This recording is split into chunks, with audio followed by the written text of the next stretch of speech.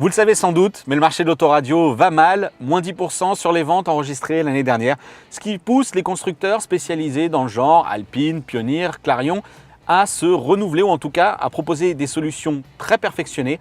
C'est le cas donc d'Alpine qui propose ici le X901 DG7, un autoradio avec un écran immense, spécialement conçu pour la Golf.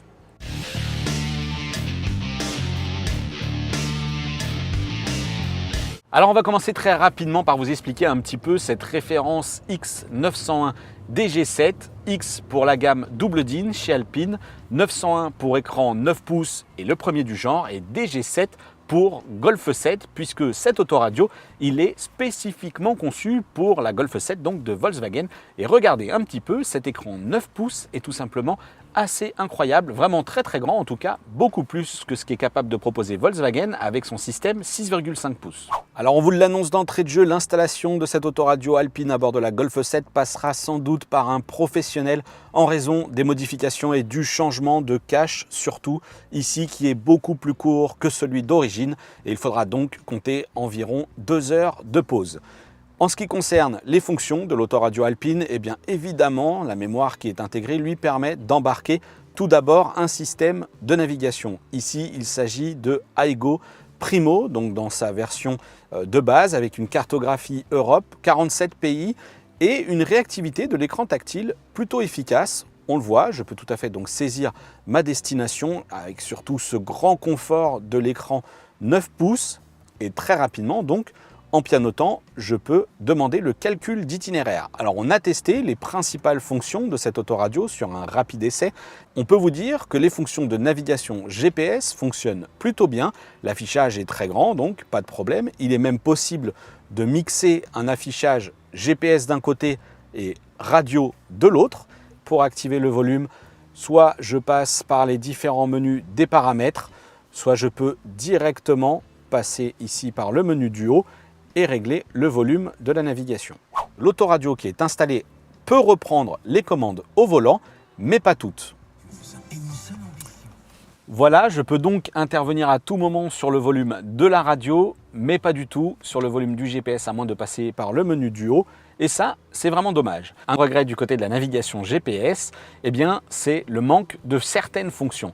Alpine a prévu de vendre son autoradio 2000 € pour s'adresser à ceux qui souhaitent une solution vraiment à grand écran et surtout très premium. Le problème, eh bien, c'est que lorsqu'on fait ce genre de pari, il faut intégrer des services. Et ici, le système de navigation Aigo, par exemple, eh bien, ne propose pas de services assez simples comme l'alerte de radar, ou en tout cas les alertes de zone de danger, ou encore un système d'information trafic. Et quand on est sur ce genre de solution, eh bien, c'est un peu dommage.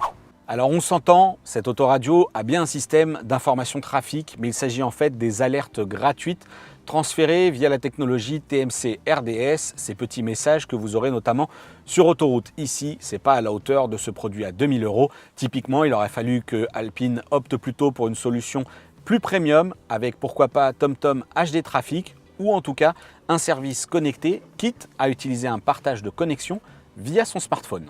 Et pour en finir avec ce logiciel de navigation, il est à noter que le bouton de commande vocale qui est ici intégré au volant ne fonctionne pas non plus avec la dictée d'adresse, là encore. C'est dommage, mais ce qui m'emmène cette fois-ci aux fonctions de téléphonie puisqu'il fonctionne avec la reconnaissance vocale de nos smartphones, Google Now ou Siri. On pourra donc appeler un contact en étant au volant avec les yeux rivés sur la route. Appelez Jean-David Duhart. Voici toute l'information de contact pour Jean-David Duhart.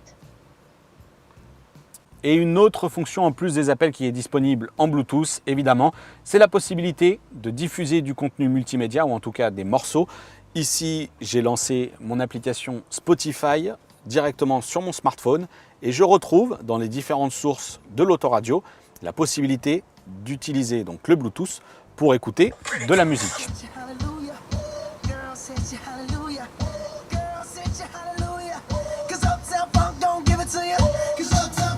Mais voilà, si cette technologie Bluetooth fonctionne correctement, moyennant toutefois la perte de qualité liée à cette technologie sans fil, il aurait été encore une fois préférable qu'Alpine intègre des applications directement dans l'autoradio, Deezer, Spotify, et ce sera le cas, mais seulement d'ici la fin du mois de juin dans une mise à jour de l'autoradio. Les experts l'auront aussi compris et seront sans doute frustrés, comme nous. Cette autoradio Alpine n'est pas compatible Android Auto et CarPlay, c'est sans doute le gros point faible et là il faudra carrément attendre une seconde génération qui sera proposée à partir du mois de janvier 2017. Alpine reprend une connectique qui est déjà présente sur Golf 7, la prise USB et l'entrée ligne, mais encore une fois pour ce spécialiste audio, on en attendait un petit peu plus. Pourquoi pas par exemple une autre prise USB déportée dans la coudoir, c'est dommage. En revanche, bonne surprise, il est possible cette fois-ci en option, moyennant 100 €, de se faire installer un chargeur à induction compatible avec les smartphones récents. Parmi les informations qui sont reprises sur l'écran géant, on va retrouver les commandes de climatisation, mais aussi la caméra de recul. Mais regardez, moi il y a quelque chose qui me gêne, et bien ces deux lignes vertes ne bougent pas du tout en fonction de la manœuvre, alors qu'elles sont censées être là, donc pour m'indiquer en fonction de la position du volant, si la trajectoire est bonne ou pas. Et regardez un autre défaut, on trouve que l'image scintille beaucoup. On n'a pas souvenir, selon notre essai de la Golf 7, que le dispositif d'origine affichait une telle qualité d'image. Une originalité cette fois-ci du côté du multimédia avec la disponibilité de cette prise HDMI plein format pour brancher une source vidéo ou pourquoi pas un smartphone à condition d'acheter l'adaptateur nécessaire pour votre mobile iOS ou Android. Regardez, nous avons branché ici un iPhone, c'est vraiment très simple. L'autoradio détecte le mobile. Dans les menus, on n'a plus qu'à sélectionner HDMI et lancer une vidéo. Mais évidemment, ce système de diffusion vidéo est automatiquement désactivé lorsque le frein à main est desserré. Pour une raison très simple, il n'est pas question de regarder des vidéos pendant que vous roulez. Et on terminera cet essai par des banalités comme un amplificateur 4x50 watts, un égaliseur 9 bandes et une interface toutefois assez bien faite pour peaufiner ses réglages. Et voilà, en conclusion, vous nous aurez sans doute trouvé assez dur envers cette autoradio Alpine et pour cause, il doit évoluer. On trouve qu'il manque encore de beaucoup de fonctions.